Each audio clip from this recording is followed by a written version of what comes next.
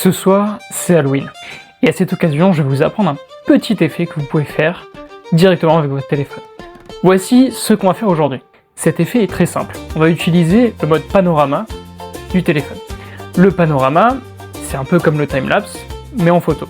Quand vous bougez le téléphone, il va prendre plusieurs photos qu'il va scinder ensemble pour faire une seule longue photo horizontale. On peut utiliser ce principe pour faire cet effet où la personne dans le miroir et la personne se tenant devant le miroir ne vont pas du tout être la même. On va commencer le panorama d'abord par faire la personne dans le reflet. On va commencer à tourner la caméra jusqu'à capturer le miroir. On va s'arrêter là, on va laisser du coup le sujet se changer, mettre une veste ou juste se préparer dans une autre pose et on va continuer à tourner le panorama. Là maintenant vous pouvez arrêter le panorama et vous allez voir que du coup la personne qu'on voit dans le miroir n'est pas la même, ou alors du coup a un peu changé par rapport à celle qui est devant.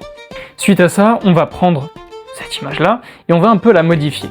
La photo que vous avez est déjà très bien. On va donner un ton un peu plus vert pour être un peu plus dans l'horreur. On va changer quelques éléments comme les yeux et un petit peu le mood de la pièce. Vous voyez que du coup la personne dans le miroir, par exemple, lui a mis des yeux noirs, juste simplement colorer les yeux en noir.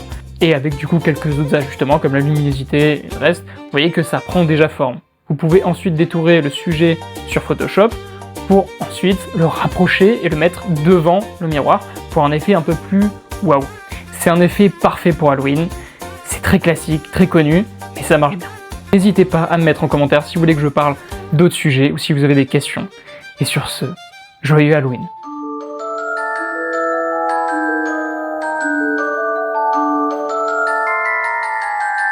Bouh. Je t'ai eu.